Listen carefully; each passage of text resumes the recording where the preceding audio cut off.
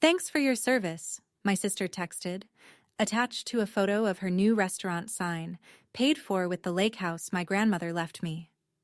I was sitting on a cot 6,000 miles from home when that message came through.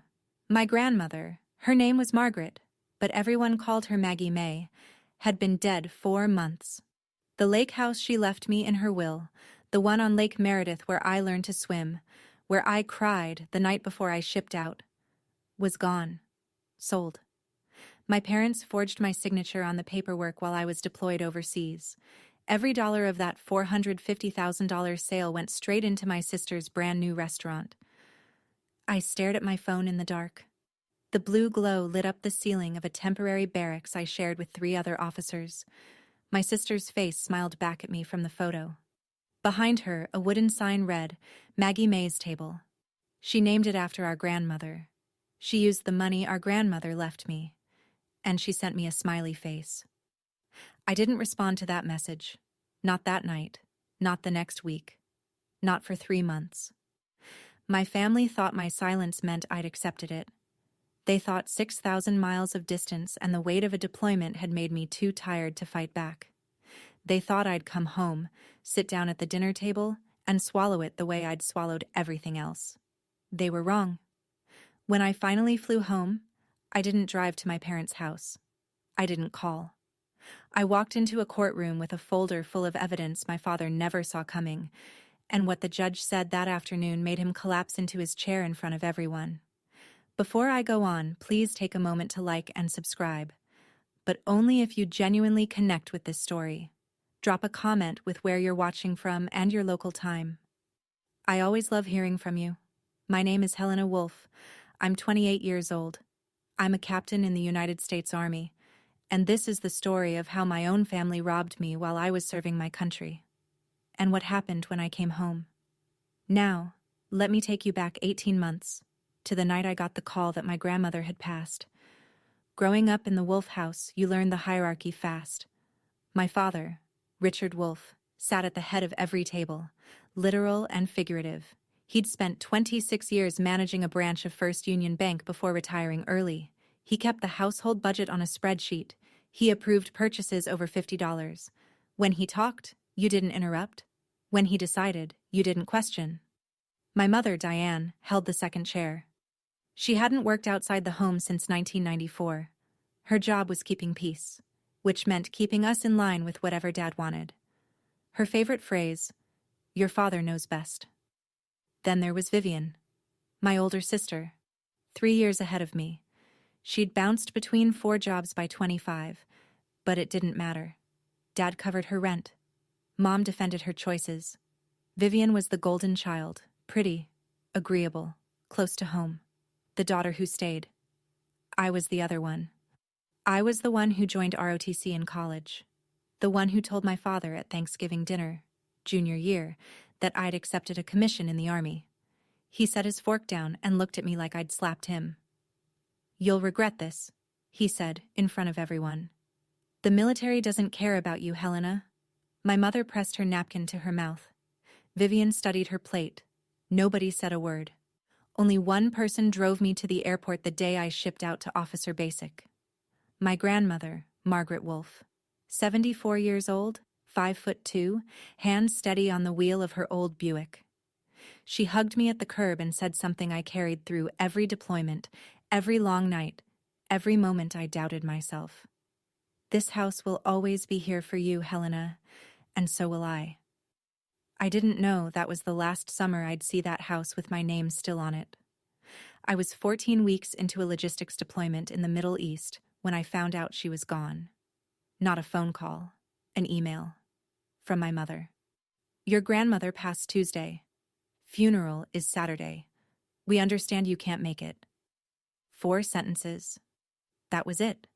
The woman who raised me every summer, who taught me to gut a fish and balance a checkbook, and stand up straight when men talked over me, reduced to 4 flat sentences in an email sent at 2:47 a.m., my time.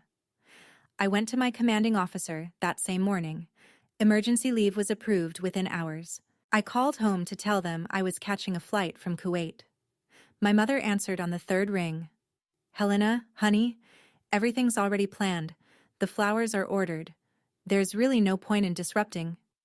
I can be there by Friday night. Long pause. I heard my father's voice in the background, low, indistinct. Then my mother again. Your father thinks it's best you stay. You'd just be rushing in and out. Grandma would have wanted you focused on your duty. They didn't want me there.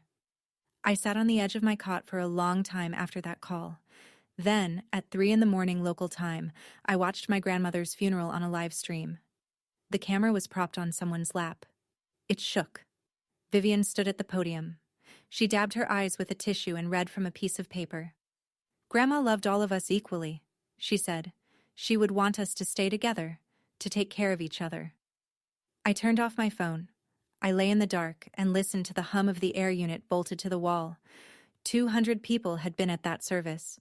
I recognized most of them. Not one of them had called me. At the time, I told myself my family was just being thoughtless. I didn't realize yet that they needed me absent. I just didn't know why. 2 weeks after the funeral, I received an email from my grandmother's estate attorney, a man named Philip Darnell. Attached was a PDF, the last will and testament of Margaret E. Wolfe. I read it on my phone in the mess hall, surrounded by the clatter of trays and the smell of reheated coffee. The document was straightforward. Grandmother's savings and personal belongings, jewelry, some bonds, divided evenly between my father and me. But the lake house on Lake Meredith, the property she'd owned for 31 years, assessed at roughly $450,000. That went to one person. Me. My throat tightened. I set the phone down, picked it up again, read it twice more. Then I stepped outside into the heat and called home. My father answered. Dad, I just got the will from Mr. Darnell. I can't believe Grandma left me the lake house. Silence. Not the kind that means someone is thinking, the kind that means someone is deciding what to say. We need to talk about that, Helena. His voice was flat, controlled. That house has been in this family for 30 years. Your grandmother wasn't thinking clearly at the end. She seemed clear to me every time we talked. You weren't here. You don't know how she was. I gripped the phone tighter. It's what she wanted, Dad. We'll discuss it when you're home. And he hung up. I stood in the sun for a while. I tried to call Mr. Darnell, but he assured me the probate process was proceeding normally. Nothing to worry about. Everything being handled. I should have worried more. I should have pushed harder. But I was running logistics for a forward operating base, sleeping 4 hours a night, and I made the mistake that people who trust their families always make. I assumed they wouldn't actually do it. 3 months passed. The deployment settled into its hardest stretch. Long days, short nights, the kind of operational tempo that leaves no room for anything except the work in front of you. 14-hour shifts, supply chain disruptions, convoy schedules that changed every 48 hours. I emailed my father twice about the probate. No response. I called my mother on a Saturday. She picked up and spoke quickly, the way people do when they don't want to stay on the line. Everything's being handled, honey. Don't worry about it. Have you heard from Mr. Darnell? Your father's dealing with all of that. Can I talk to Dad? He's at the hardware store. I'll have him call you. He never called. I tried Vivian once. Straight to voicemail. At night, when the base went quiet, I'd lie on my cot and stare at the ceiling. Something was wrong. I could feel it the way you feel a shift in weather before the clouds come, pressure in the air, a weight you can't name. One night I dreamed I was standing on the dock at Lake Meredith. The water was still. My grandmother stood at the end of the pier, her back to me. She raised her hand, waving me forward. I walked toward her, but the dock kept stretching longer. I never reached her. I woke at 2 a.m., heart pounding. The next day, during a break between shipments, I called Mrs. Calloway, Maggie Calloway, my grandmother's neighbor and closest friend. She'd lived 2 doors down from the lake house for 20 years. Funny you called, dear, she said. I saw a for sale sign near the lake last month.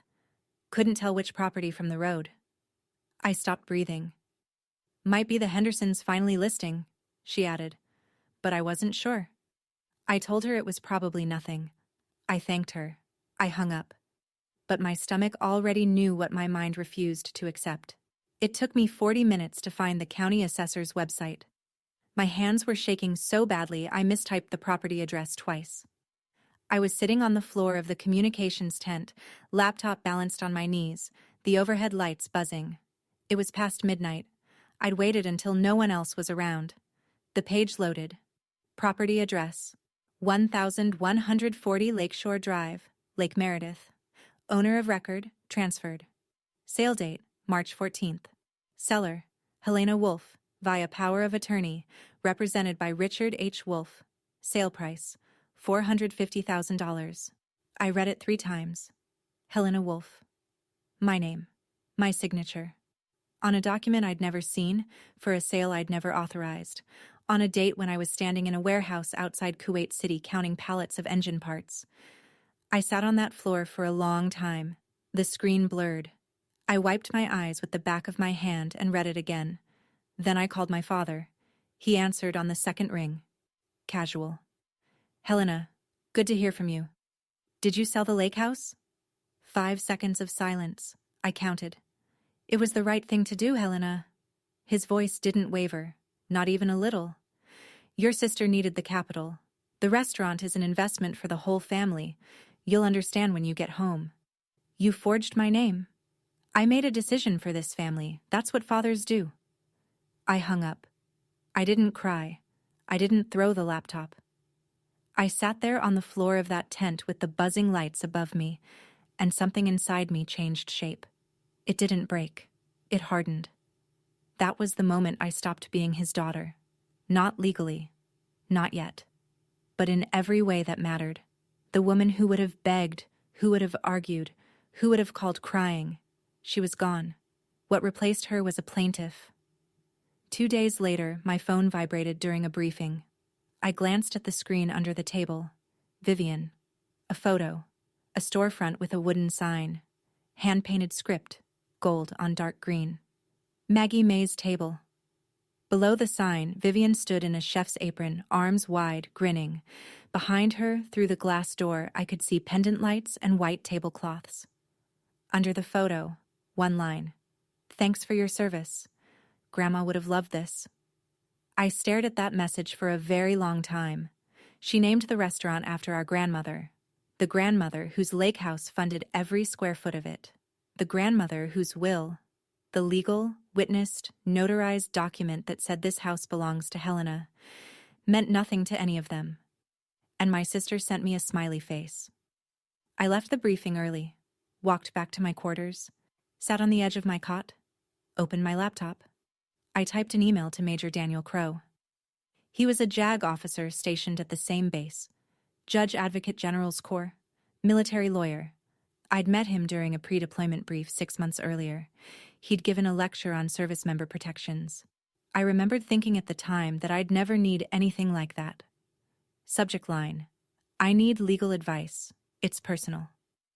I attached 3 things: the county assessor record, a screenshot of Vivian's text, and the PDF of my grandmother's will. Then I closed my laptop and sat in the silence. I didn't text Vivian back. Not that night. Not the next day. Not for 3 months. My family interpreted my silence as defeat. They believed I'd swallowed it.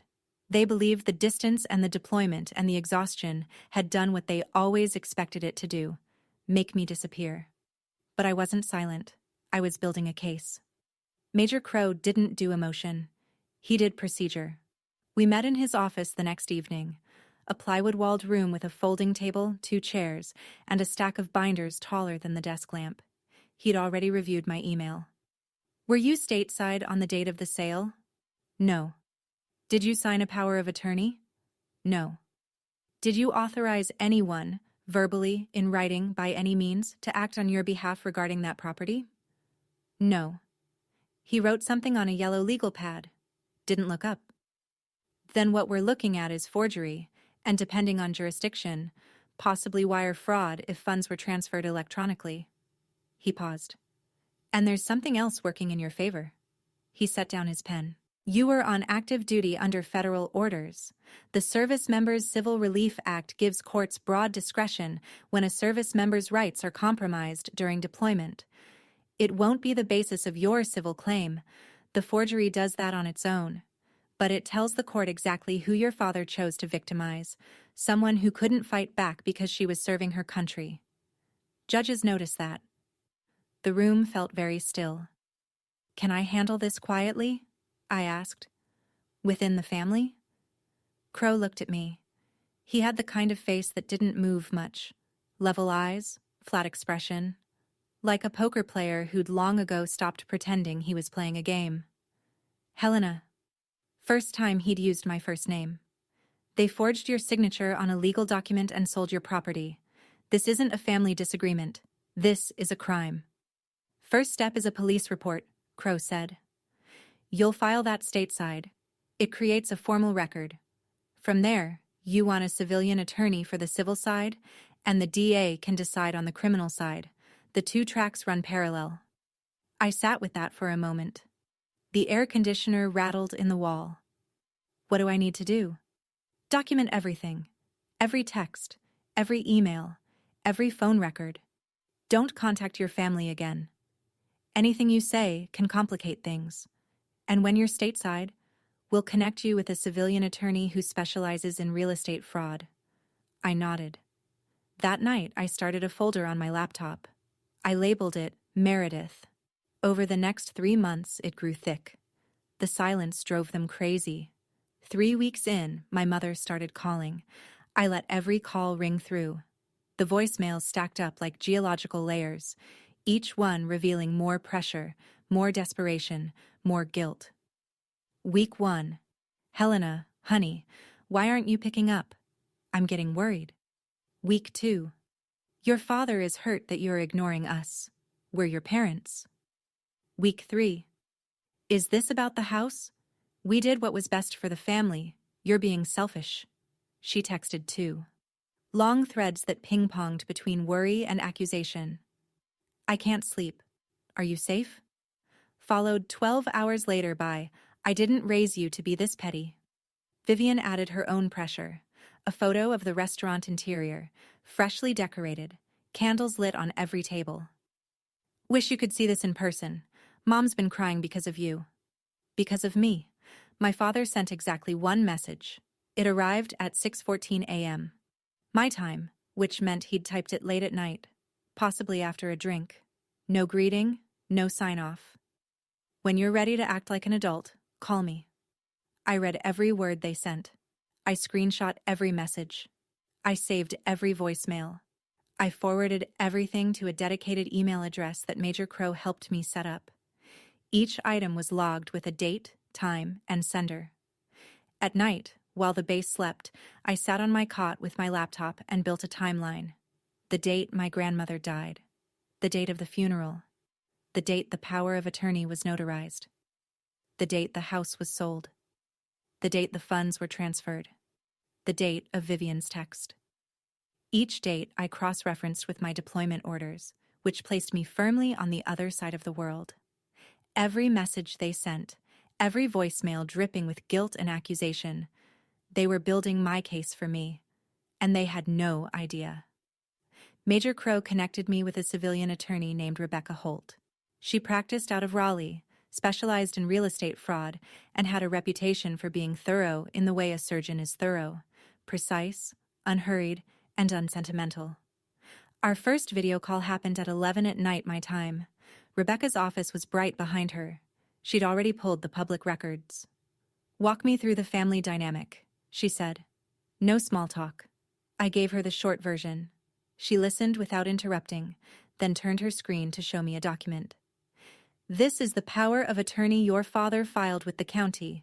It authorizes Richard H. Wolfe to sell the property at 1140 Lakeshore Drive on behalf of Helena Wolfe. She zoomed in on the bottom of the page. That's supposed to be your signature? I looked at it. The handwriting was close. My father had practiced, but the slant was wrong. The tail on the A in Helena curled the wrong direction. It's not mine. I know.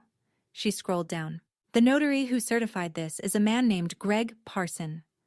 Licensed notary in your father's county. And this is the part that matters. He and your father worked together at First Union Bank for 9 years. The air left my chest.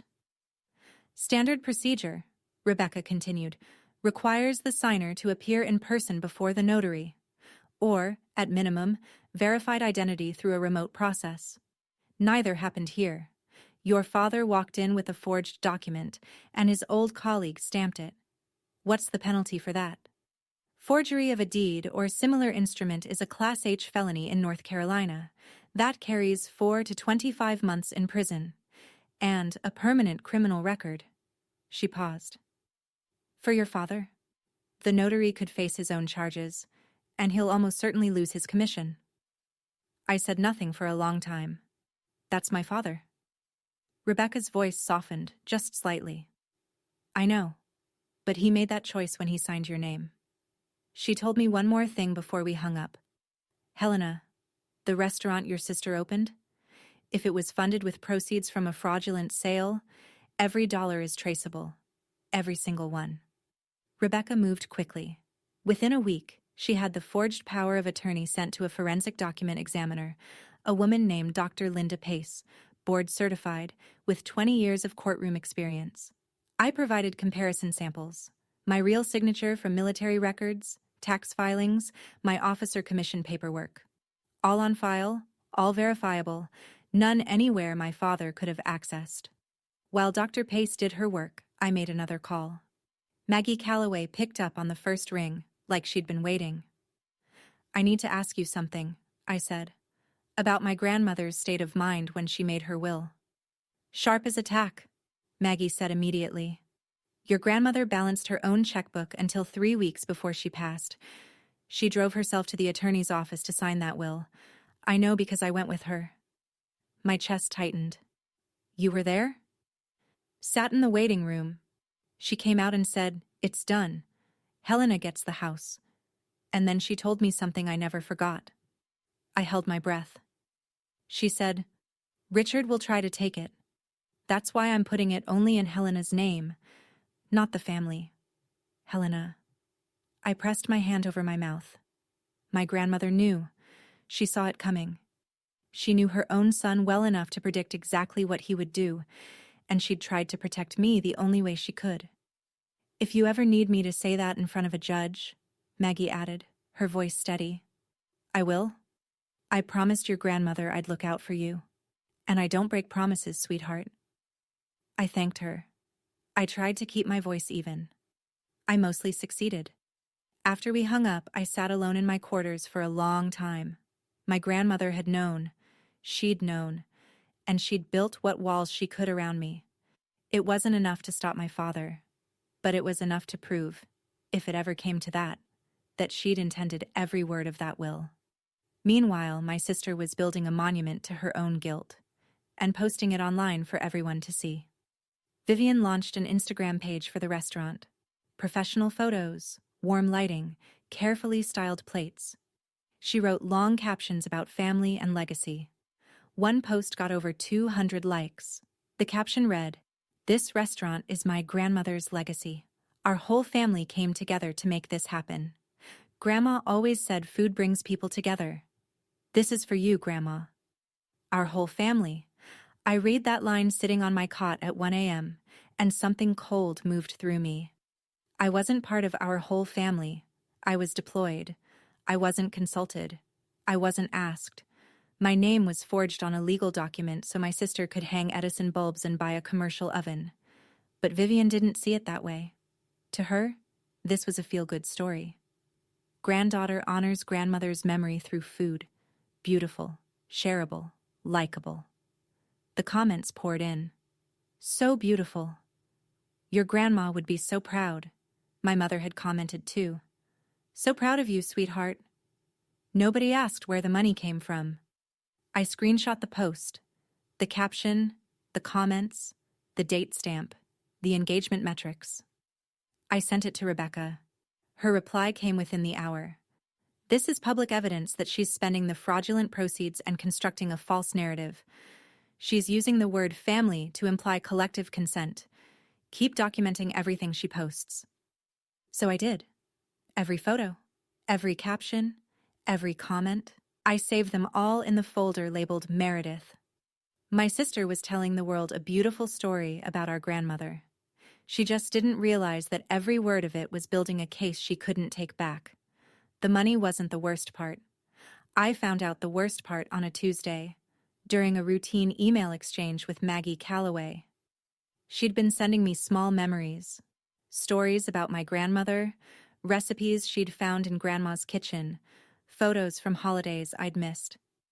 They were a kindness I didn't know I needed. Then, buried in a long email about Grandma's garden, Maggie wrote something that knocked the air out of me. She tried to call you, for the last 2 years. Over and over. She'd phone your parents' house and ask them to pass along the message. She didn't have your military number. She told me once, "Helena never calls back. I think she's forgotten about me." It broke my heart. I read it twice. Then I read it again. My grandmother never had my direct number. She was 77, not comfortable with email, and she'd always called through my parents' landline. That was how we'd done it my whole life. She'd call the house, and they'd patch me through or pass along a message. But I hadn't received a single message from her in 2 years. Not one. I couldn't prove then that my father had deliberately intercepted her calls. But the timeline was damning. She called. He answered. The messages never reached me, and when I asked about her, he told me she was slipping. Maybe there's an innocent explanation for that. I've looked for one. I haven't found it. But he had. He'd answered her calls and told her I was too busy. He'd hung up and told me she was slipping. He'd cut the line between us, cleanly, deliberately, and let my grandmother spend the last 2 years of her life believing her granddaughter had forgotten her. She died thinking I didn't care. I cried that night. Not for the house, not for the money, for the phone calls that never reached me, for the old woman sitting by her kitchen window, wondering why I'd stopped calling. He didn't just steal my property. He stole the last 2 years I could have had with my grandmother. And that is something no court on earth can give back. My deployment ended in August. I flew from Kuwait to Ramstein, then Ramstein to Fort Liberty. 22 hours of travel, 3 connections, and a headache that sat behind my eyes like a clenched fist. Somewhere over the Atlantic, I turned my personal phone back on. 11 missed calls, 6 voicemails, 23 texts, my mother's name, over and over. I opened the most recent text, sent 4 hours earlier. We're all coming to pick you up. Vivian's closing the restaurant for the day. Dad's cooking your favorite, pot roast and potatoes. It's time to put this behind us, honey. We love you. I could see it so clearly, the 3 of them waiting at arrivals. My mother with a handmade sign, Vivian with a bakery box, my father standing slightly apart, arms crossed, jaw set, ready to accept my surrender with a firm nod and a one-armed hug.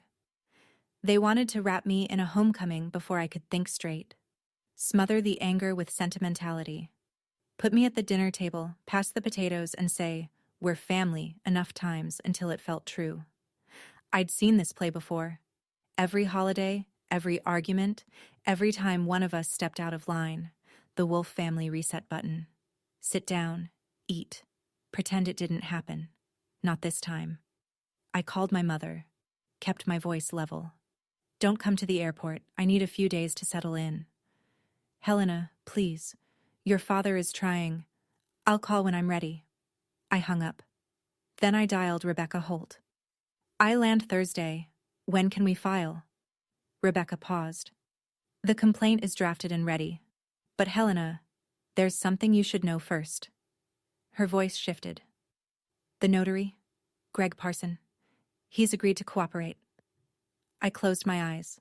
The plane hummed around me. What does that mean? It means he's scared. And scared people talk. That night, alone in my hotel room near the airport, I almost called my mother. My thumb hovered over her name for a long time.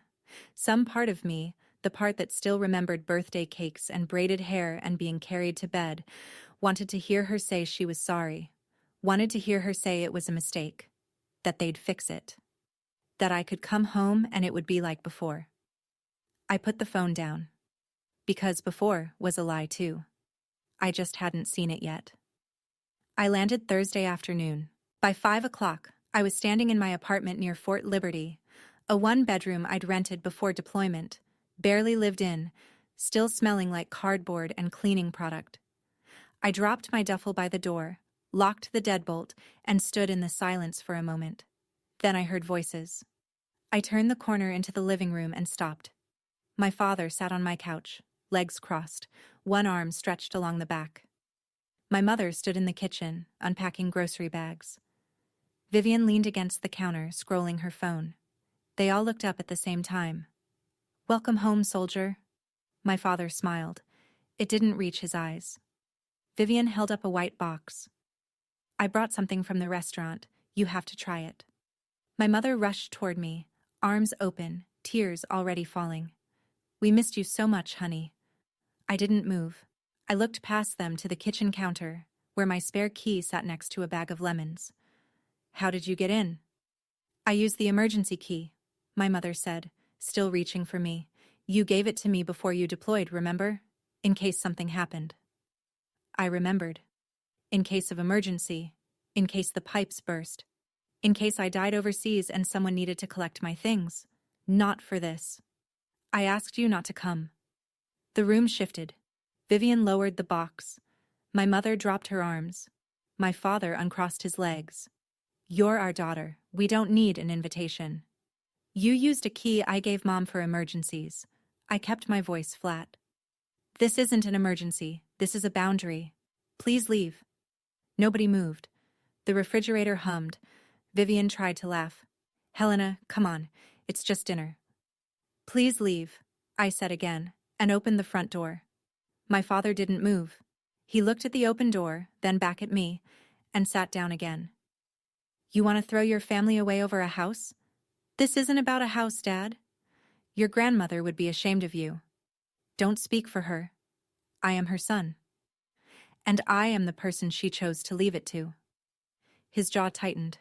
My mother stepped between us, hands raised, the peacekeeper deploying her standard protocol. "Helena, please, you don't know what it's been like for us. Your father has been under so much stress. Vivian invested everything she had.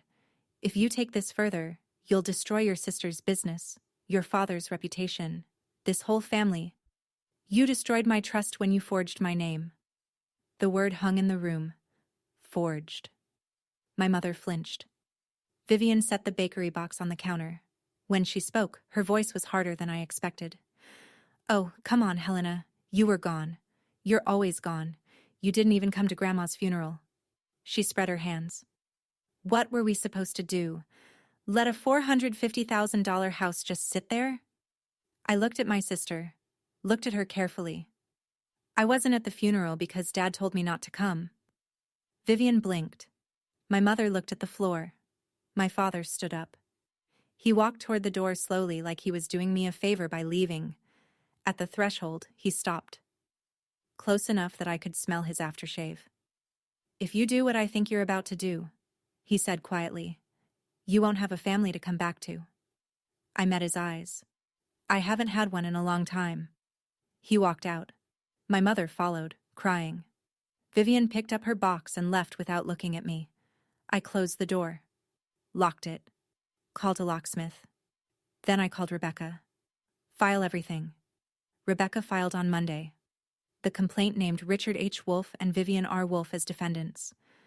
The charges: real estate fraud, forgery, conversion of property, and breach of fiduciary duty. Attached to the filing was a formal request that the court refer the evidence of criminal forgery to the district attorney's office for prosecution. 2 days later, a process server rang the doorbell at 47 Birchwood Lane, the house where I grew up. I wasn't there for it, but I know exactly how it went because 3 relatives called me within the hour. My father opened the door. He read the front page of the summons. According to my Aunt Janet, who was visiting for coffee that morning, the color drained from his face so fast she thought he was having a heart attack. My mother came running. She read it over his shoulder and had to sit down on the porch steps. Vivian received her own summons the same afternoon. She was named as a co-defendant, a knowing beneficiary of fraudulently obtained funds. My father called me 7 times that evening. I watched each call light up my screen and let it ring. Vivian called once. Her voice on the voicemail was shaking. "Are you serious? You're suing me? Your own sister? Over a house?" Over a house. That was still how she framed it. Over a house. By the end of the week, the family narrative machine was running at full speed. My father called every relative he could reach. "Helena is suing her own parents. Can you believe it? After everything we've done for her." My mother posted a vague status on Facebook. "When your own child turns on you, all you can do is pray." Some relatives called me. Most were confused. A few were angry. I gave each one the same answer. "You're welcome to attend the hearing. The truth will be there." That same week, Rebecca filed a separate criminal complaint with the district attorney's office. Forgery, fraud, the civil case, and the criminal track would run in parallel. The hearing was scheduled for a Tuesday in October. Courtroom 3B, County Courthouse, a small brick building with a flagpole out front and a parking lot that smelled like hot asphalt. I arrived 20 minutes early. I wore my Class A dress uniform. Olive jacket, brass buttons, captain's bars on the shoulders, unit crest on the left pocket. Rebecca had been the one to suggest it. "You're an active duty officer whose rights under federal law were violated. The uniform tells the court exactly who was harmed." Rebecca met me in the hallway. She carried a leather binder 3 inches thick. Behind her, Major Crow sat on a bench. He'd requested leave to attend as a character witness. He nodded once when he saw me. Said nothing. Didn't need to. In the 3rd row, near the window, Maggie Calloway sat with her hands folded in her lap. Her white hair was pinned back. She wore a blue cardigan my grandmother had given her. Beside her, on the bench, she'd placed a small photo album. At 9:47 a.m., the door opened again. My father walked in first. Dark suit, red tie, back straight. But his eyes were bloodshot, and his jaw was clenched so tight I could see the muscle jumping. My mother followed. Black dress, tissue in hand. She scanned the room and found me immediately. Our eyes met. Hers were swollen. Vivian came last. Black dress, dark circles under her eyes. She didn't look at me.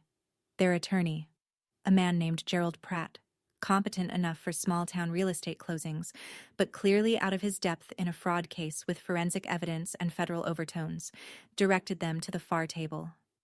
I later learned my father had called 3 other firms first. 2 declined after reviewing the case.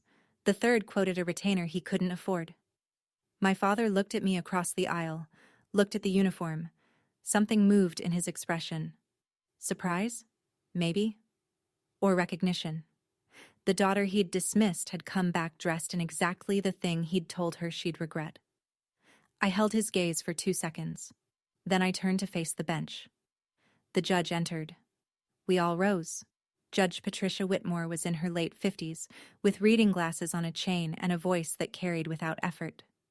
She reviewed the filings, then turned to Rebecca. "Counsel for the plaintiff, proceed." Rebecca stood. She didn't rush.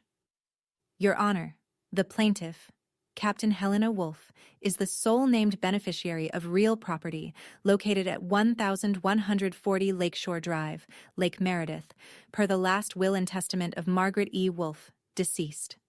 She opened her binder. "We will demonstrate that the defendant Richard Wolfe fabricated a power of attorney bearing the plaintiff's forged signature, had it fraudulently notarized, and used it to sell the property for $450,000, while the plaintiff was deployed overseas on active military orders." She laid out the evidence with the precision of a surgeon arranging instruments. Exhibit A, the forensic handwriting analysis from Dr. Linda Pace, concluding with 99.7% certainty that the signature on the power of attorney was not Helena Wolfe's. Exhibit B, my military deployment orders, not cited under SCRA, but as direct evidence that I was physically incapable of signing any document in the state of North Carolina on March 14th. Exhibit C, the property transfer records showing the $450,000 deposited directly into an account registered to Vivian R. Wolf. Exhibit D, text messages from both defendants, demonstrating knowledge and intent. Rebecca highlighted Vivian's text to me, the photo of the restaurant sign with, "Thanks for your service." She showed the Instagram posts where Vivian wrote, "Our whole family came together." Then she pulled up bank records showing the $450,000 deposited directly into Vivian's personal account. Not a family account, not a trust. Vivian's name, Vivian's account. Ms. Wolf didn't just benefit from the fraud, Rebecca told the court. She received the proceeds, she knew the source, and she publicly celebrated it. The defense attorney adjusted his glasses, stood slowly. "Your Honor, my client believed he was acting in the best interest of the family estate. There was a verbal understanding." "Was there written authorization from the property owner?" Judge Whitmore asked. "No, Your Honor." "Then there was no authorization. Continue." The defense attorney called my father to the stand. Richard straightened his tie and walked to the witness box. "My mother wasn't thinking clearly when she wrote that will," he said. "The house was always meant to stay in the family." Judge Whitmore looked at him over her glasses. "Mr. Wolf, was your mother declared mentally incompetent by any medical professional?" "No." "Did you contest the will during the probate process?" "No." "Then the will stands as written." My father sat down. His shoulders dropped 2 inches. Judge Whitmore reviewed her notes. "Plaintiff's counsel, do you have additional witnesses?" "One more, Your Honor. Mrs. Margaret Calloway." Maggie stood slowly. She smoothed her cardigan, my grandmother's cardigan, and walked to the witness stand with the careful steps of a woman who knew exactly where she was going and why. Rebecca asked the first question. "Mrs. Calloway, how long did you know the decedent, Margaret Wolf?" 42 years. She was my neighbor and my dearest friend." "In your observation, was Mrs. Wolf mentally competent when she drafted her will?" Maggie's chin lifted. "Margaret Wolf was the sharpest woman I ever knew. She balanced her own checkbook until 3 weeks before she died. I drove with her to the attorney's office the day she signed that will. She walked in alone. She walked out and told me, 'It's done. Helena gets the house.'" Rebecca paused. "Did she say anything else?" Maggie looked directly at my father. Her voice didn't waver. "She said, 'Richard will try to take it. That's why I'm putting it in Helena's name.' Not the family. Helena." The courtroom went still. I saw my Aunt Janet press her hand to her mouth. My father stared straight ahead, unblinking. "There's one more thing," Maggie continued. She hadn't been asked, but no one stopped her. "Margaret tried to call Helena for 2 years before she passed. She'd phone Richard's house and beg him to pass along a message. He never did." Her voice cracked. "She told me once, 'I think Helena has forgotten about me.' She died believing that. And it wasn't true." Something small and terrible happened in the room. The air changed. The relatives who'd come to support my father shifted in their seats. One of them, a cousin I hadn't seen in years, looked at Richard like she was seeing him for the first time. My mother covered her face. Vivian stared at the table. My father didn't move at all. "Mrs. Wolf was not confused," Maggie said softly. "She was afraid. Not of dying, of what her son would do after she was gone." Judge Whitmore nodded once. "Thank you, Mrs. Calloway." Judge Whitmore took 15 minutes to review her notes. No one in the courtroom spoke. My mother's quiet crying was the only sound, rhythmic and thin, like a clock running down.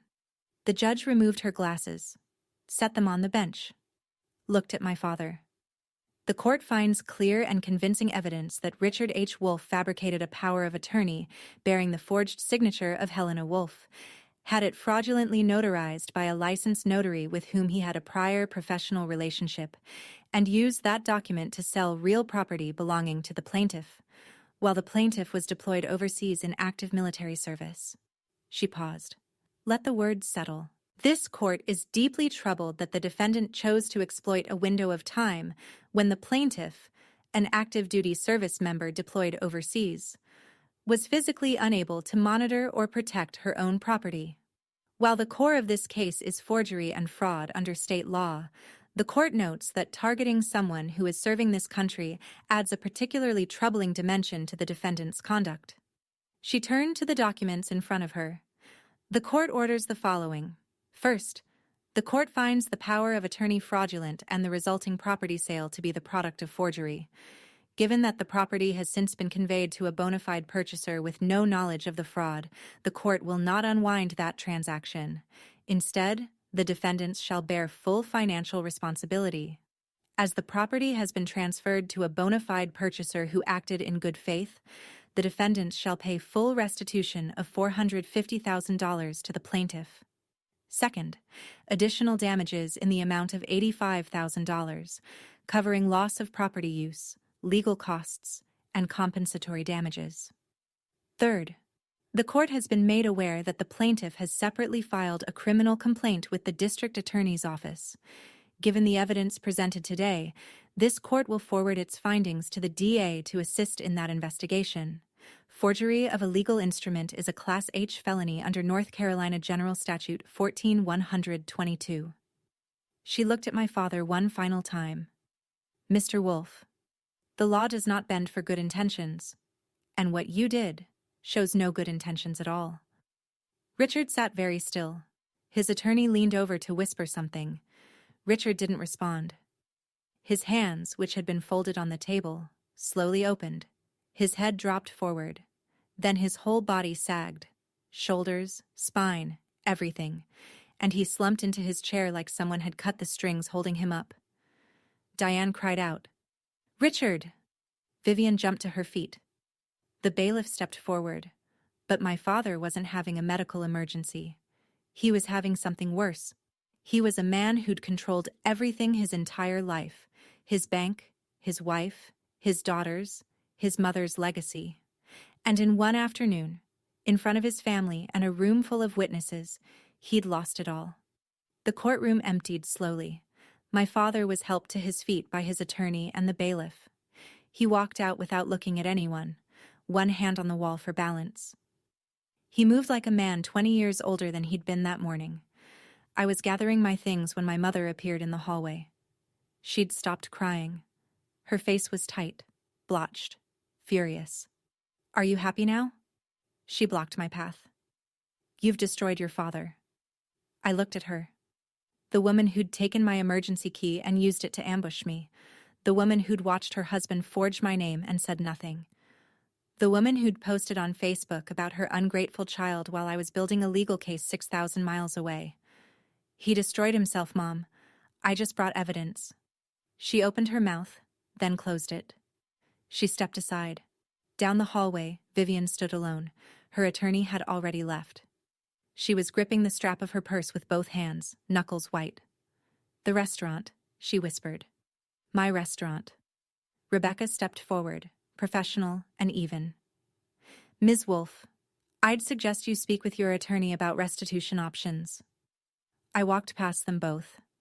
Through the double doors, into the October sun. Maggie was waiting by the stone bench outside. She stood up when she saw me and opened her arms. I stepped into them and pressed my face into that blue cardigan, my grandmother's cardigan, and cried. Not from victory. There was no victory here. Just a woman getting back what should never have been taken, at a cost no one should have to pay. "She'd be so proud of you," Maggie said into my hair. Across the parking lot, Major Crow leaned against his car, arms folded. He caught my eye and gave a single nod. Nothing more was needed. I drove home alone. I didn't turn on the radio. I pulled my grandmother's photo from my wallet, the one from the lake, the two of us on the dock, me at 10 years old, and propped it on the dashboard. I sat there a long time. The weeks after the hearing moved in a straight line. The district attorney's office opened a formal investigation into the forgery. My father hired a criminal defense attorney, a different one from the civil case. The retainer alone, I was told, cost more than his car was worth. Greg Parson, the notary, folded almost immediately. His cooperation statement was plain. Richard Wolf came to my office and told me this was a family arrangement. He said his daughter had given verbal consent. When asked if he'd verified my identity, confirmed my presence, or followed any of the legally required procedures for notarizing a power of attorney, Parson admitted he hadn't. He'd stamped it on the strength of a 20-year acquaintance and the assumption that a former bank manager wouldn't lie. His notary license was suspended pending a full review by the Secretary of State's office. The new owners of the Lakehouse, a couple named the Brennans, retirees from Charlotte, were contacted by Rebecca's office. They'd purchased in good faith, through a licensed agent, with no knowledge of the fraud. The court protected their ownership. My restitution would come from my father and my sister, not from the people who'd innocently bought the home. As for the money, the $535,000 in total, restitution plus damages, the court gave my father and Vivian 90 days to begin structured payments. If they failed, we'd be back before Judge Whitmore with a contempt motion. Vivian's restaurant hadn't turned a profit. It had been open 4 months and was hemorrhaging money. The equipment was leased. The lease on the building was 12 months, non-transferable. Every dollar she'd poured into Maggie May's table was a dollar stolen from me and built on a document that never should have existed. Rebecca called me on a Friday afternoon. "The system is moving, Helena. Let it do its work." I hung up and sat on my porch. The sun was going down. Somewhere, my father was reading criminal statutes with a lawyer he couldn't afford. I didn't feel better. I just felt right. Small towns have long memories and short fuses. Within 2 weeks of the hearing, everyone in my parents' circle knew. Not because I told them. I didn't post anything, didn't make a single call. The courtroom had done the work. A reporter from the county paper had published a short item in the court proceedings column, a civil fraud case involving a forged power of attorney and the sale of a deceased woman's property. No names, criminal charges hadn't been filed yet, but in a town of 11,000, everyone knew who lived on Lakeshore Drive. The phone calls came to me in a slow, steady wave. First, my Aunt Janet. She was crying. "I knew something was wrong at Thanksgiving when your father got so defensive about the house. I should have said something. I'm sorry, Helena." "It's okay, Aunt Janet. You didn't know." "I should have asked." Then cousins, old family friends, people who'd been at my grandmother's funeral. Some just left voicemails, short, awkward, kind. "Heard what happened. Thinking of you." A few admitted they'd called me ungrateful before the hearing and were ashamed. I responded to each one the same way. "Thank you. I appreciate you reaching out. But I need time." Not everyone was kind. 2 of Vivian's friends sent messages I didn't finish reading, accusations of jealousy, cruelty, ingratitude. I read the first lines, then deleted them. They didn't know me. They knew Vivian's version. One text stood out from the rest. An old neighbor of my parents, a man named Frank, who'd known my grandmother since the 1980s. He wrote, "Your grandmother was a good woman who raised a good granddaughter. I'm sorry it came to this." I saved that one. I read it on nights when I wasn't sure if what I'd done was worth the wreckage. It always was. Money reveals what character hides. Vivian couldn't pay. Maggie May's table had never turned a profit. It was a dream funded by stolen money and decorated with someone else's legacy. Within 6 weeks of the ruling, Vivian listed the restaurant's equipment for sale. The commercial lease couldn't be transferred. She negotiated an early termination with the landlord that cost her another $8,000 she didn't have. The sign came down on a Thursday. I know because Maggie Calloway drove past and told me. "That green sign with your grandmother's name on it," she said. "It's gone." Good. My father's situation was worse. The criminal defense attorney's fees were climbing. His retirement savings, the ones he'd guarded so meticulously all those years on his spreadsheets, were bleeding out. He and my mother put the family home on Birchwood Lane up for sale, the house where I grew up, the house where he'd sat at the head of the table and decided what happened to everyone in it. They moved into a 2-bedroom rental apartment on the east side of town. My mother sent me one final text. "I hope you can live with yourself." I read it. I didn't respond. I saved it. Habit by now. Vivian moved to Asheville. She got a job managing someone else's restaurant. No ownership. No sign with her name on it. No Instagram posts about legacy. I didn't celebrate any of this. There's nothing to celebrate when your family burns down and you're the one holding the match, even if the fire was their fault. But I did one thing. I took a portion of the restitution and contacted my old high school. I set up a small scholarship fund for graduating seniors planning to serve. Military, Peace Corps, AmeriCorps. Anything that took them away from home to do something larger than themselves. I named it the Margaret Wolf Memorial Scholarship. Not because I wanted anyone to know, because my grandmother always said, "Help the ones who have no one in their corner." She would have liked that. I drove to Lake Meredith on a Saturday in November. I didn't plan it. I'd been running errands, dry cleaning, oil change, the ordinary machinery of a life reassembled, and found myself on the county road that led to the lake. I followed it without thinking, the way your body remembers a route your mind has tried to forget. The house was still there. New paint, a soft gray, replacing the white I remembered. New fence.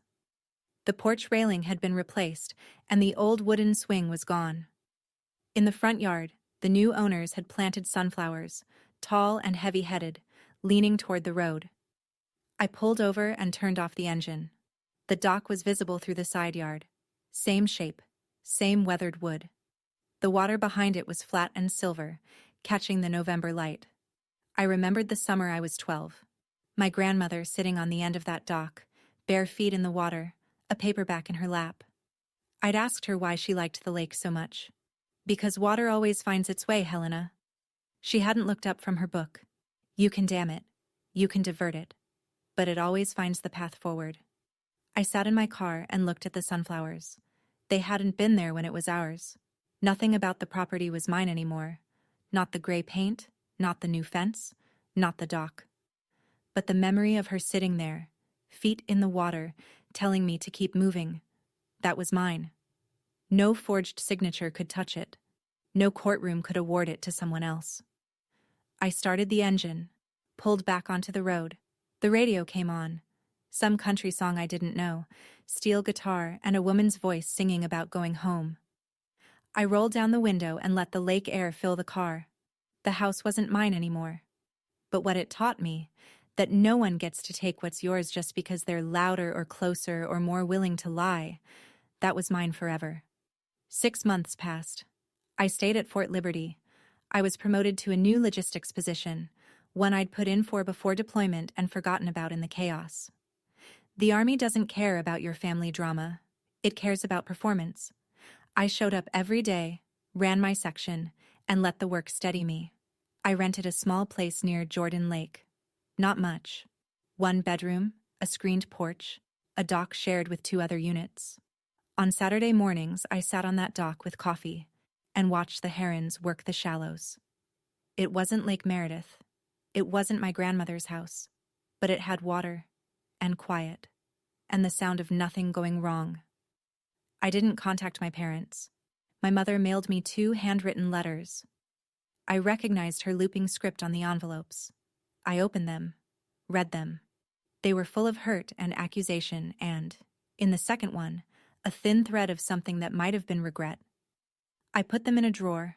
My father was negotiating a plea deal through his criminal attorney. I didn't follow the details. Rebecca kept me informed when it mattered. That was enough. Vivian was in Asheville, working, silent.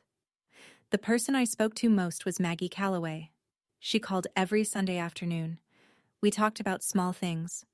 Her garden, my work, the weather at the lake. Sometimes she told me stories about my grandmother.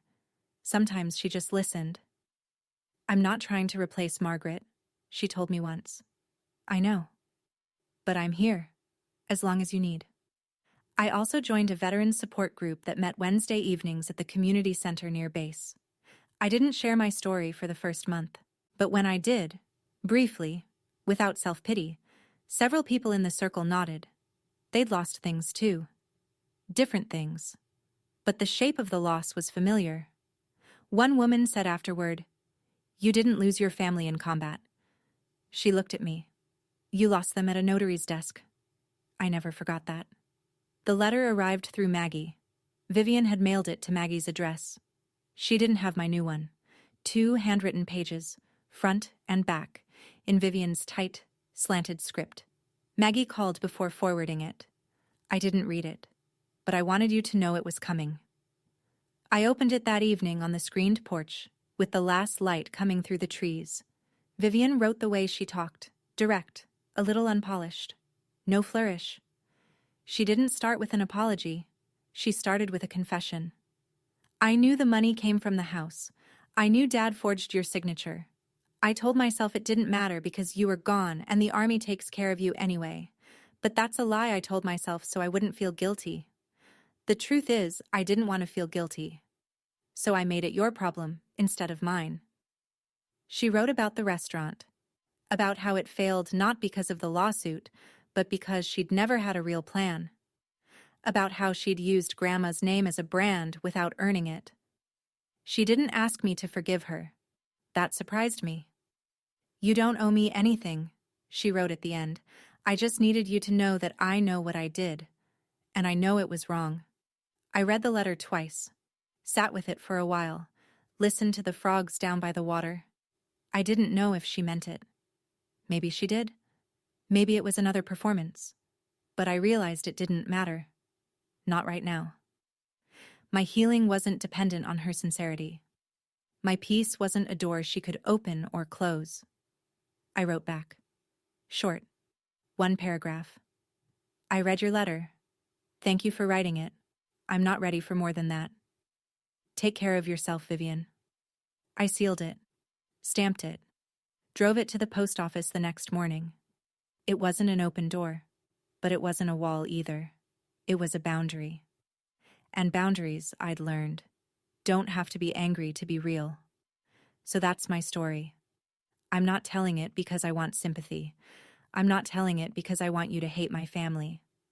I'm telling it because I know that some of you are listening to this right now with a knot in your stomach because you recognize something. Maybe it's a parent who treats your silence as permission. Maybe it's a sibling who takes and calls it family.